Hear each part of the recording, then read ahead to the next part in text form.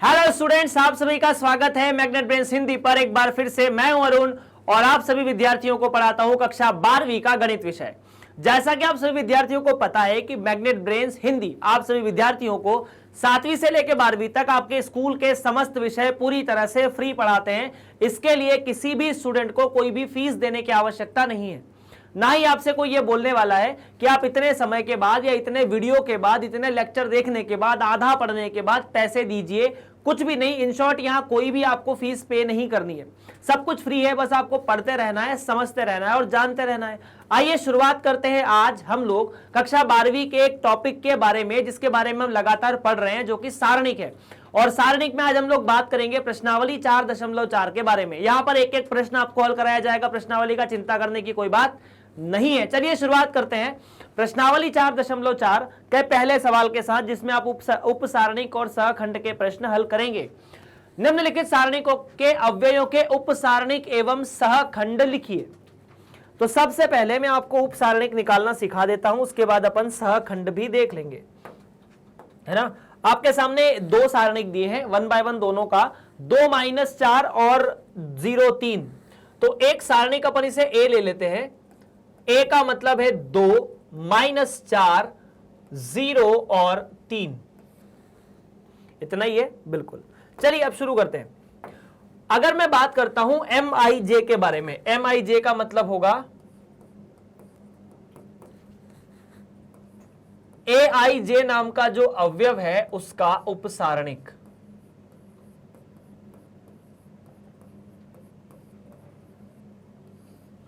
और दूसरा, अगर मैं CIJ लिखने की कोशिश करूं तो CIJ का मतलब है सहखंड। हर अवयव का अपना सहखंड होता है, जिसे आप कह सकते हैं कि AIJ का सहखंड और AIJ का सहखंड अगर निकाला जाए तो यहां से आपको मिलेगा CIJ बराबर -1 की घात I + J MIJ। ये जानकारी आपको यहां से मिलेगी। चलिए भाई साहब शुरुआत करते हैं। ये फॉर्मूला है CIJ मतलब सहखंड निकालने का, अगर आपको उपसारणिक पता चल जाता है तो। चलिए शुरुआत करते हैं 1 बाय 1। अगर मैं बात करता हूं MIJ कैसे निकाले, तो यहां पर बेसिकली आपके सामने 4 अवयव है, तो हर अवयव का उपसारणिक निकलेगा, हर अवयव का सहखंड निकलेगा। जैसे सबसे पहले M11 के बारे में बात करते हैं।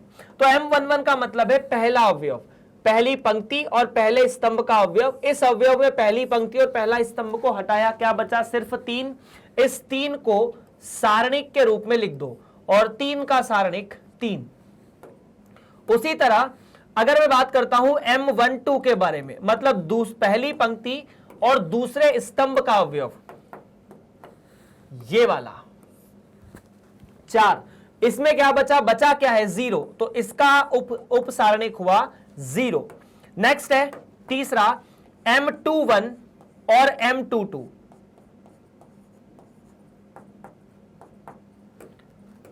अब M21 और M22 का मतलब, 21 का मतलब दूसरी पंक्ति पहला स्तंभ, तो यहां पर बचा 4 और यहां पर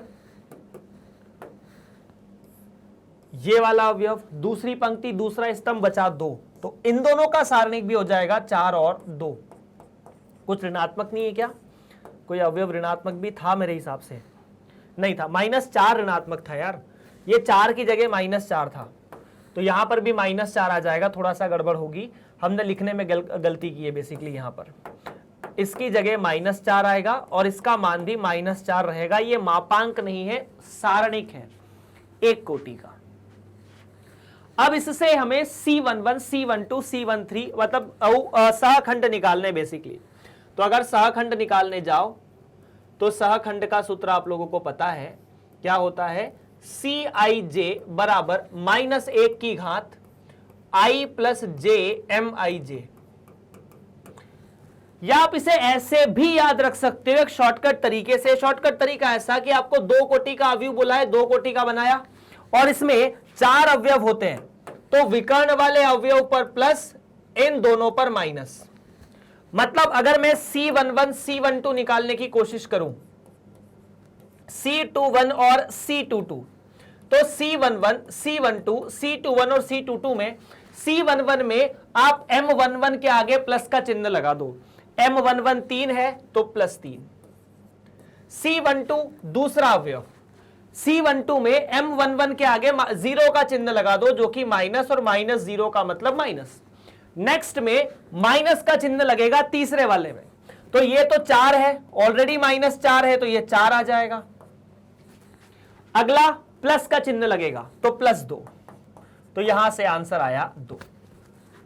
या फिर वो सूत्र लगाओगे तो इस सूत्र में है कुछ नहीं, जो भी खेल है वो इसी का है, -1 की घात i + j। अब पता है आपको कि अगर -1 की घात कोई सम संख्या होती है तो ये 1 हो जाता है, और अगर -1 की घात विषम संख्या होती है तो ये -1 हो जाता है। तो बेसिकली हमने वही किया। यहां पर अगर इन दोनों अवयवों पर बात करोगे ना, 2 + 1 और 2 + 1 + 2, इनका मतलब 3 होता है, और विषम संख्या पर -1 आ जाएगा। इन दोनों पर सम संख्या होगी, 2 2 4 1 1 2, तो 2 और 4 और 2 पर सम संख्या पर जो मान होगा वो 1 आ जाएगा। तो जो माइनर है वही का वही लिखा रहेगा, कोफैक्टर भी, मतलब जो उप सारणिक है वही आपका सहखंड भी होगा, और यहां पर इन दोनों केस में ऋणात्मक हो जाएगा। देख लो, और कुछ नहीं। यह पहला प्रश्न था। अब अगर दूसरे प्रश्न के बारे में बात करें, अगर आप इसे नोट कर चुके हैं तो अपन एंट्री सेम रखते हैं, बाकी चीजें जो हैं उन्हें हटा देंगे, और कुछ नहीं होगा यार। सवाल में थोड़ी बहुत चीजें तो सेम रहेगी, बाकी बहुत सी चीजें हट जाएगी। तो अपन क्या करेंगे, फिर से इसे बना लेंगे, ए नाम का सारणिक इसे मानेंगे, बाकी सारी चीजें जैसी है वैसी रहने दो। चलिए बात करते हैं अगले सारणिक के बारे में, जो कि है ABCD। अरे वाह, ए यहां, बी यहां, सी यहां, डी यहां, ABCD। चिन्ह वही लगाने, प्लस माइनस। ये चिन्ह कहां प्रयोग आएंगे, जब हम सहखंड निकालेंगे।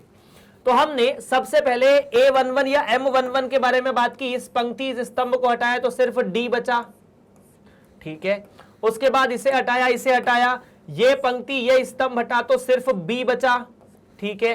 फिर इसे हटाया, इसे हटाया, फिर ये पंक्ति और ये स्तंभ बचा तो सिर्फ C बचा, ठीक है। फिर इसे हटाया, इसे हटाया, फिर ये पंक्ति और ये स्तंभ बचा तो सिर्फ A बचा, और इनका जो मान है वो D, B, C और A है।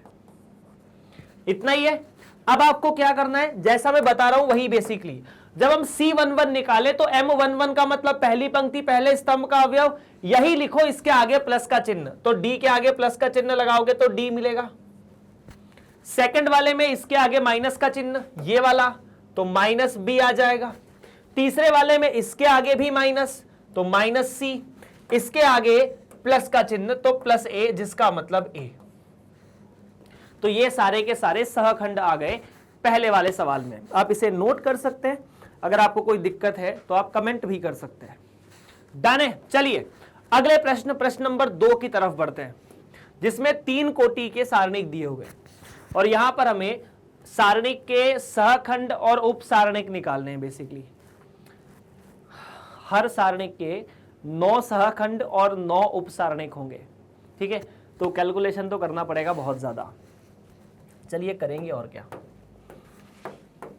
मैं यहां पर 2 चीजें आपको पहले लिख देता हूं। प्रश्न में MIJ का मतलब होगा जो भी AIJ नाम का अवयव है उसका उपसारणिक।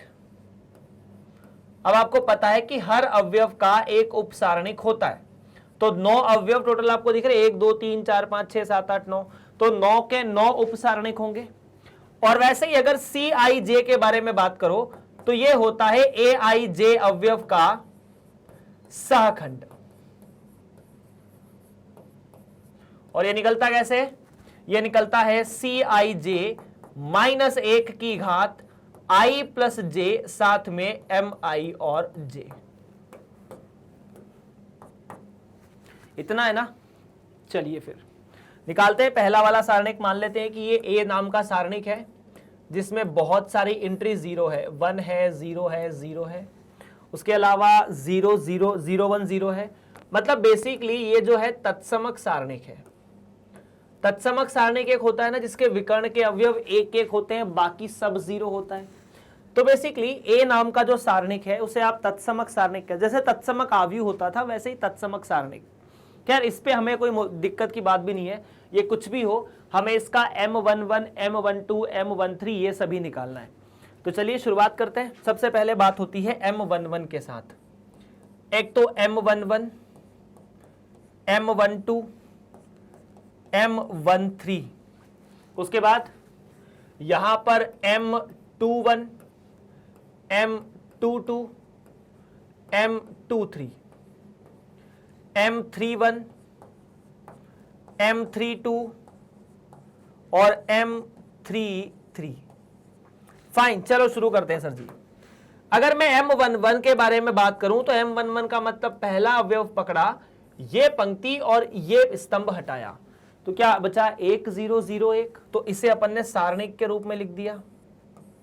अब इनका मान कैलकुलेट करना है, कर लेंगे। दूसरा, अब अगर दूसरा अवयव कौन सा है, M12 मतलब ये वाला, तो ये पंक्ति और ये स्तंभ हटाया 0 0 0 1, तो ये 0 0 और 0 1। नेक्स्ट है ये वाला अवयव तीसरा, ये पंक्ति और ये स्तंभ हटाया तो 0 1 0 0। नेक्स्ट है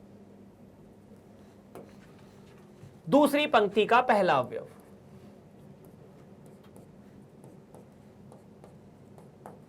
ये वाला, ये पंक्ति और ये स्तंभ 0 0 0 1, तो 0 0 0 1। नेक्स्ट है M22, दूसरी पंक्ति का दूसरा अवयव। तो अगर हमें उपसारणिक निकालना है तो जिस पंक्ति और जिस स्तंभ में अवयव आता है उसे हटा देते हैं। ये आई होप आपने पिछले लेक्चर में देखा होगा। तो 1 0 0 1, 1 0 0 1। नेक्स्ट है तीसरा वाला अवयव, तो ये पंक्ति और ये स्तंभ हटा 1 0 0 0, तो 1 0 0 0। नेक्स्ट, अभी इनके मान भी कैलकुलेट करने हैं ना, इतना आसान। ओके, ये 0, तो ये हटाया 0 0 1 0, बिल्कुल सही है, 0 0 1 0।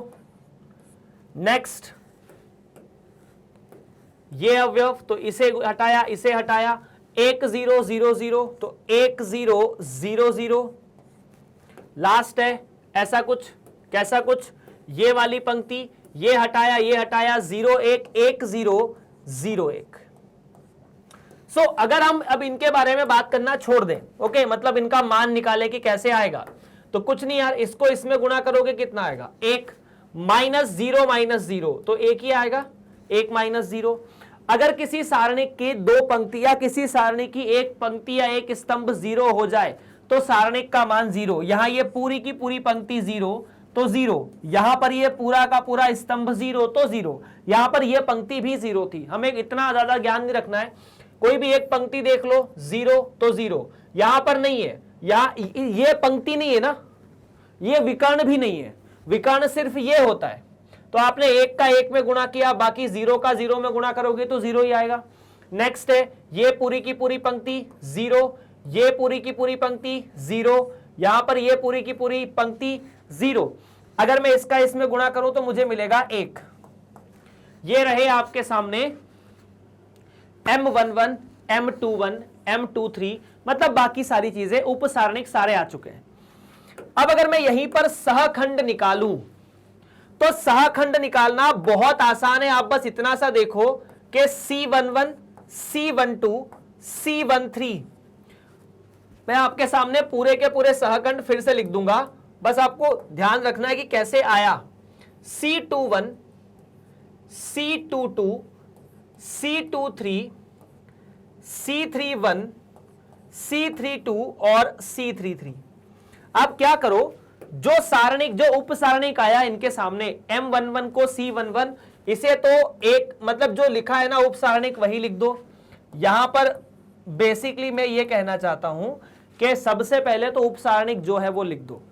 C11 M11 दोनों बराबर लिख दिया, इनको बराबर इनको बराबर, इधर भी बराबर लिख दो, ये भी 0 ये भी 1, M22 C22 के बराबर, यहां पर भी 0, यहां पर भी 0, यहां पर भी 0 और यहां पर 1।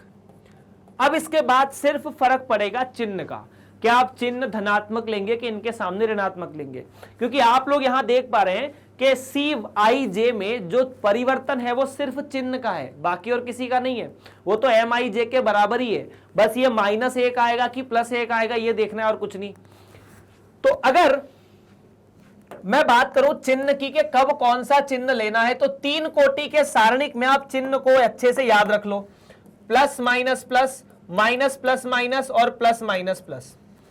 पहले अवयव पे प्लस तो यहां प्लस, फिर ये तो 0 0 है, माइनस प्लस लगाओगे फर्क नहीं पड़ता, इस पे आगे माइनस तो 0 ही है, यहां पर फिर प्लस आएगा, अगले वाले अवयव पे माइनस, 0 है फर्क नहीं पड़ता, यहां पर माइनस, यहां पर भी माइनस, यहां प्लस था वैसे, और यहां पर प्लस।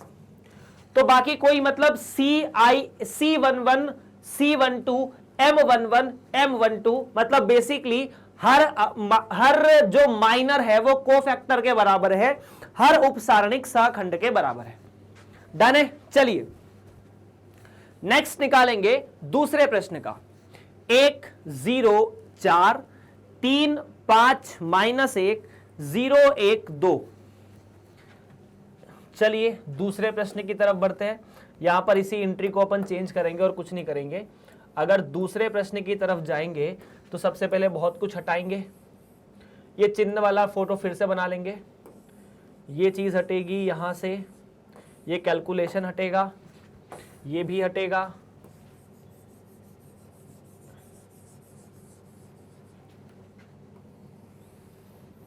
और आप लोगों से बस एक ही निवेदन है कि अगर आपने पिछला लेक्चर नहीं देखा है तो कृपया उसे देख ले।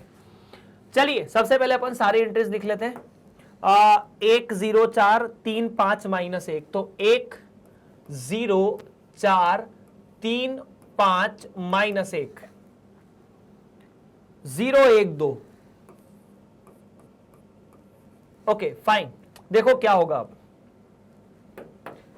पहली पंक्ति तो ये वाली पंक्ति और ये वाला स्तंभ हटाओगे। परीक्षा में आपको पेन वेन नहीं चलाना ऊपर सारणिक पे बार बार, एक बार चला दोगे दूसरी बार वो चलाने लायक रहेगा नहीं, इसलिए आप खुद सोचने की कोशिश करो। अगर ये पंक्ति और ये स्तंभ हटता है तो 5 -1 और 1,2 बचता है, ये दोनों।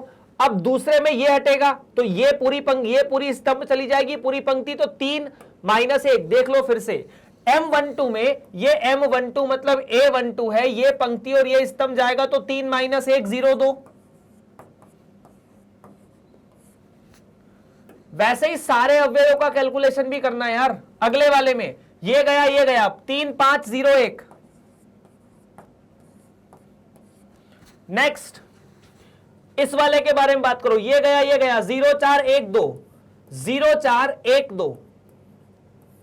फिर इसके बारे में बात करो, ये गया 1 4 0 2 1 4 0 2। फिर अगला 2 3 इसके बारे में, तो ये गया 0 1 0 1 1 0 0 1। नेक्स्ट है ये वाला, ये गया 0 4 5 -1 0 4 5 -1। इसके बारे में बात करो, ये गया 1 4 3 -1 1 4 3 -1। ये बचा, ये गया 1 0 3 5। अब इनका गुणा कर लो आपस में, क्या होता है। इसका इसमें गुणा किया 5 का 10 में। किसी भी 2 कोटि के सारणिक का मान कैसे निकालते हो यार? अगर ABCD लिखा है तो मान कैसे निकालेंगे? ABCD का मतलब क्या है, A का D में गुणा किया, B का C में गुणा करके माइनस कर दिया। तो हम यही करेंगे। 5 का 2 में गुणा किया 10 -1, तो 10 -1 कितना 11। 3 का 2 में गुणा किया 6, 0 का -1 में गुणा करोगे 0। 3 का 1 में गुणा किया 3, 0 का 5 में गुणा किया तो 0, तो यहां पर 3।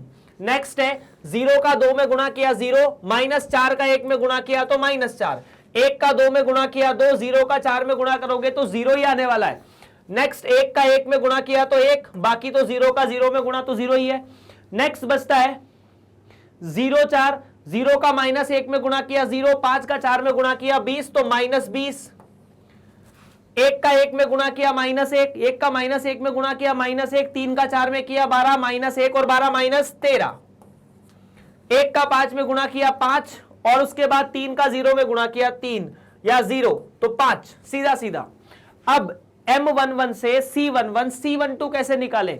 तो जैसा मैंने आप लोगों से कहा कि जो लिखा है वो लिख दो, कोई दिक्कत नहीं है। C11 मान लो M11 के बराबर, ये 6 के बराबर, ये 3 के बराबर।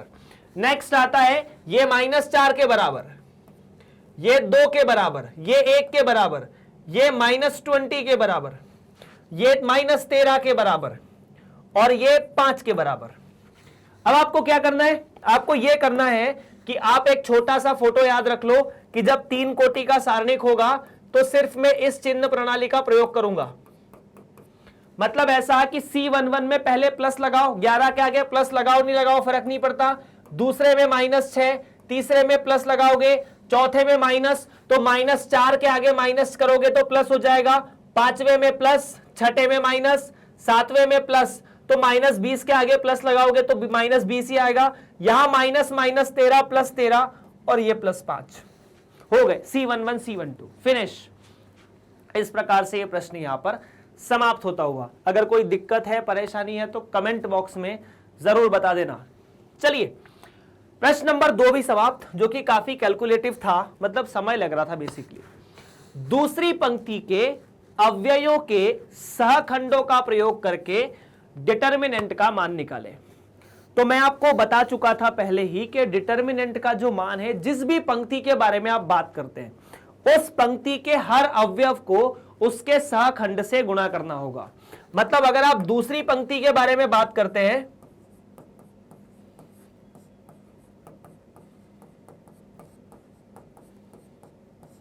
अगर मैं डेल का मान निकालूं, दूसरी पंक्ति मतलब ये वाली, तो दूसरी पंक्ति के अवयवों को क्या लिखते हैं? दूसरी पंक्ति के अवयवों को लिखते हैं सर, पहला अवयव तो A21 होगा जिसका मान 2 है, दूसरा A22 होगा जिसका मान 0 है, और A23 होगा जिसका मान 1 है। और यहां पर आप क्या करेंगे? A21 का C21 से गुणा करेंगे, ठीक है, प्लस A22 का C22 से और A23 का C23 से। इतना कैलकुलेशन आपको करना पड़ेगा। अब आपके सामने A21, A23 और A33 तो A22 तो पता है। क्या आपको C21, C23 ये सब पता है? नहीं पता है, तो बस यही निकाल के जोड़ना लिखना और कुछ नहीं करना है। तो आइए अपन C1 निकालने जाते हैं। तो C11 के लिए पहले आपको M11 निकालना पड़ेगा, ठीक है, उसके अलावा आपको M12 निकालना पड़ेगा, और आखिरी में वेट C21 निकालना है ना, तो M21 निकालना पड़ेगा। M21, M22 और M23, जहां M का मतलब है MIJ का मतलब है AIJ का उपसारणिक। पहले आप क्या निकालते हैं? उपसारणिक, बाद में उससे सहखंड निकलता है। याद रखना इस बात को, पहले उपसारणिक निकालेंगे उससे सहखंड निकलेगा। तो अगर मैं उपसारणिक निकालूं M21 तो देखो क्या होगा। इस पंक्ति ये M21 का मतलब ये वाला अवयव, दूसरी पंक्ति पहला स्तंभ, ये हटाया तो बचा 3, 8, 2 और 3। नेक्स्ट में M22 ये वाला अवयव, ये हटाया 5, 8, 1 और 3। नेक्स्ट है ये वाला अवयव, ये हटाया 5, 3, 1, 2।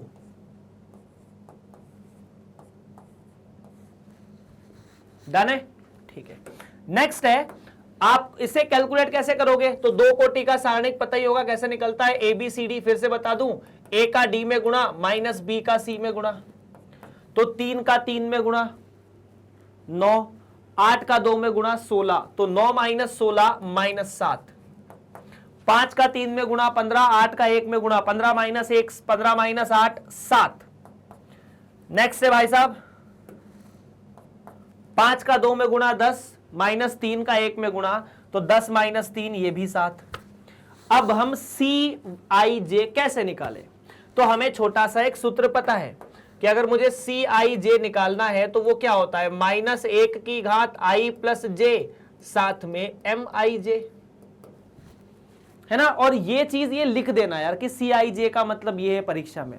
और उसे निकालने के लिए मैंने आपको बढ़िया सा सूत्र भी बता दिया अभी कि आपको कुछ नहीं करना, अगर ये वाला अवयव है तो प्लस, यहां माइनस, प्लस यहां माइनस, यहां प्लस और यहां माइनस।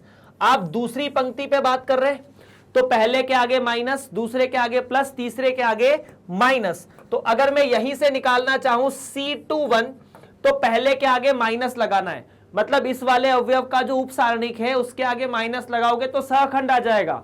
तो माइनस माइनस 7 के आगे आप ऐसा लिख सकते हो इसको, तो ये वास्तव में 7 है।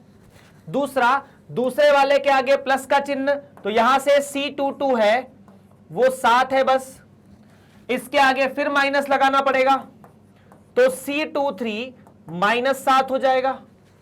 अब आपके सामने सारे मान है, रख दो। A21 2, अगला 7 प्लस A22 0, अगला 7 हो या ना हो फर्क नहीं पड़ता। A23 माइनस 7 का गुणा 1 में, A23 1 है और ये माइनस 7 है। तो भाई साहब ये कितना आया, ये आया 14 प्लस 0 माइनस 7, डेल का मान 7। यही आपका मान था जो आपको निकालना था इस केस में सारणिक में। कैलकुलेटिव हो सकता है थोड़ा, लेकिन ज्यादा नहीं है। चलिए आगे बढ़ते हैं अगले प्रश्न की तरफ। तीसरे स्तंभ के अव्ययों से सारणिक के सहखंडों का प्रयोग करके आपको डेल का मान निकालना है। यह है तीसरा स्तंभ, इसका प्रयोग करके आपको सारणिक का मान निकालना है। इसके स्तंभ, तो तीसरे स्तंभ के बारे में अगर मैं बात करूं तो तीसरे स्तंभ के अवयव कैसे लिखे जाते हैं, तो तीसरे स्तंभ का ये जो अवयव है उसे लिखा जाएगा A13, दूसरा A23 और तीसरा A33। पहली पंक्ति तीसरा स्तंभ, दूसरी पंक्ति तीसरा स्तंभ, तीसरी पंक्ति तीसरा स्तंभ। क्या लिखा है, YZ, XZ और XY। अब इनके उपसारणिक निकालने पड़ेंगे, जैसा पुराने सवाल में किया वैसे ही करना है। तो हम निकालने जा रहे हैं सबसे पहले उपसारणिक, क्योंकि बिना उपसारणिक के हम सहखंड नहीं निकाल सकते। हालांकि डायरेक्ट निकाल सकते हो, लेकिन फिर भी MIJ का मतलब है AIJ का उपसारणिक।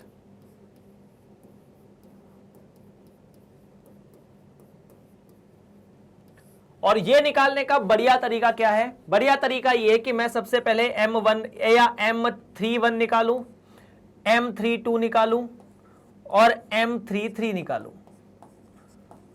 कैसे, जब मैं M31 के बारे में बात करूंगा तो मैं इस वाले अवयव के बारे में बात करूंगा तो इसकी पंक्ति और इसका स्तंभ हटा दूंगा, तो क्या बचेगा, सिर्फ एक Y एक Z।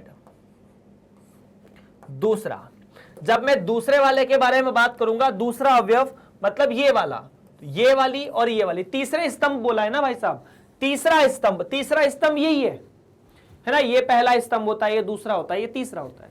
ऐसे को स्तंभ लिखते हैं, ऐसे को पंक्तियां लिखते हैं।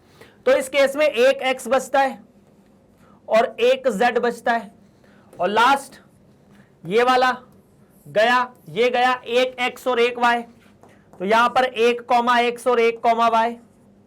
अब इस केस को आप गुणा करो। बेसिकली कैसे निकालते हैं इसको इसमें गुणा किया, इसको इसमें, Z का 1 में गुणा किया, Y का इसका इसमें गुणा किया, इसका इसमें गुणा किया, घटा दिया, 1 गुणा Z माइनस 1 गुणा Y, तो ये Z माइनस Y। नेक्स्ट है Z गुणा 1 और X गुणा 1, तो Z माइनस X। नेक्स्ट है Y माइनस Z, आ गए तीनों, या Y माइनस X। M21 या M31, M32, M33 आ गए। अब उसके बाद मुझे इनसे C21, C23 और C33 निकालना है। कैसे निकालूंगा यार, अगर मुझे C31, C32 और C33 निकालना है तो भाई साहब बड़ी सिंपल सी जानकारी, बड़ी सिंपल सी कहानी है। आपको कुछ नहीं करना, यहां plus minus plus, minus plus minus, plus minus plus. अब आप तीसरे स्तंभ के बारे में बात कर रहे हैं तो पहले के आगे प्लस, दूसरे के आगे माइनस, तीसरे के आगे प्लस लगाओगे, मतलब इन सहखंडों में प्लस माइनस प्लस करोगे तो उपसारणिक आ जाएंगे, या उपसारणिक में प्लस माइनस प्लस करोगे तो सहखंड आ जाएंगे। इसमें प्लस रखना है तो Z माइनस Y में प्लस रखोगे तो Z माइनस Y, इसमें X minus Z minus X, इसके आगे लगाना पड़ेगा माइनस, और अगर इसके आगे माइनस लगाओगे तो ये उल्टा हो जाएगा, x माइनस जेड हो जाएगा, और ये इसके आगे लगाओगे प्लस तो ये y plus x, y minus x हो जाएगा। ये रहे 3 अवयव। अब उसके बाद इससे हमें निकालना है सारणिक का मान। तो सारणिक का मान कैसे निकलता है, ये वो वाला प्रश्न था जो अपन कर रहे थे। सारणिक का मान क्या होता है सर, अगर आप तीसरे स्तंभ पे निकाल रहे हैं तो तीसरे स्तंभ का अवयव और उसका सहखंड, तीसरे स्तंभ का अवयव और उसका सहखंड, साथ ही साथ तीसरे स्तंभ का अवयव और उसका सहखंड गुणा कर दो। तो तीसरे स्तंभ का पहला अवयव yz गुणा z माइनस y, तो यहां से मिला yz गुणा z माइनस y। नेक्स्ट है xz, zx x minus z, तो यहां से मिलेगा plus zx x minus z। Next है xy y माइनस x, तो यहां से मिलता है plus xy y minus x। बस अब इसे इतना लिखना हो तो इतना लिख दो, अगर और हल करना है तो कर सकते हो, चिंता की बात नहीं है यहां पर। चलो ठीक है, अगर मैं यहां पर इसका गुणा करता हूं z का z में, तो यहां मिलता है y z का वर्ग माइनस y का वर्ग z प्लस z x का वर्ग माइनस z का वर्ग x प्लस, अगर हम यहीं पर ये काम भी करें तो एक्स वाई का वर्ग माइनस एक्स का वर्ग वाई। अब देखो यार, हमने शायद इसे हमने एक स्पेशल तरीके से याद किया था इसे, अगर वैसा ही या फिर ऐसा याद स्पेशल तरीके से नहीं किया हो तो यहां से जहां जहां z का वर्ग है उनको पास में लिख दो तो y माइनस जेड। अरे इतना ही ठीक है यार, इससे ज्यादा सॉल्व करो भी मत। अगर और करने की इच्छा है तो एक काम करो, जो पहला अवयव है यहां yz है ना, तो आपने क्या किया, यहां पर x का गुणा कर दिया, x y z कर दिया, और यहां पर z माइनस वाई एक्स से भाग दे दिया। यहां पर y की कमी है तो आपने यहां y का तो बाहर गुणा कर दिया और यहां पर y से भाग दे दिया, प्लस यहां z की कमी है तो आपने x y z कर दिया और यहां y माइनस एक्स बटा z कर दिया। अब यहां से x y z बाहर निकाल लो तो डेल का जो मान है वो कुछ ऐसा आएगा, डेल बराबर x y z, और यहां से मिलेगा z माइनस वाई बटा x plus x minus z बटा y plus y minus x बटा z। यही आंसर है, इतना भी करके लिख सकते हैं, चिंता की बात नहीं है। डन है। चलो यार, प्रश्न यहां से होता है समाप्त और प्रश्न के साथ अपन बढ़ते हैं अगले प्रश्न की तरफ। अगला प्रश्न क्या होता है, कुछ होगा ही सही। अगला प्रश्न है कि यदि del a11 a12 a13 a21 a22 a23 a31 a32 और a33 जहां और aij का सहखंड aij हो, ठीक है, तो डेल का मान निम्नलिखित में से क्या होगा। और अगर हमें डेल का मान निकालना है तो हम हर अवयव को उसके सहखंड से गुणा करेंगे, ये तो हम पढ़ चुके हैं। तो देखो क्या करेंगे हम, जैसे a11 का a31 में गुणा करने से डेल का मान नहीं आएगा, a11 का a11 के सहखंड में गुणा करने से आएगा। जैसे यहां पर a11 का a11 में गुणा किया, लेकिन a12 का a21 में कर दिया। a12 तो ये वाला अवयव है, a21 इस अवयव का सहखंड है, गलत बात है, तो ये भी नहीं हुआ, ये भी नहीं हुआ। नेक्स्ट है a21 मतलब ये वाला अवयव, a21 का मतलब कौन सा, a21 के बारे में बात करो तो ये वाला अवयव, और उसमें गुणा किया a11 का मतलब इसके सहखंड का। संभव है क्या, नहीं है, तो ये भी गया। इसे देख लो, a11 का a11 में, a21 का a21 में, a31 का a31 में, बिल्कुल करेक्ट है। यही आपको सारणिक का मान देगा, तो ऑप्शन नंबर डी यहां पर सही है। चलिए, प्रश्न के साथ प्रश्नावली भी समाप्त होती हुई आप इस वीडियो को मैग्नेट ब्रेन्स के official YouTube channel magnet brains Hindi पर देख रहे हैं। अगर आप इसे मैग्नेट ब्रेन्स की ऑफिशियल वेबसाइट www.magnetbrains.com पर देखें तो वहां पर जाने के बाद आपको सीबीएसई हिंदी माध्यम का चयन करना है। जैसे आप हिंदी माध्यम का चयन करेंगे, आपके सामने कक्षा 12वीं आ जाएगी।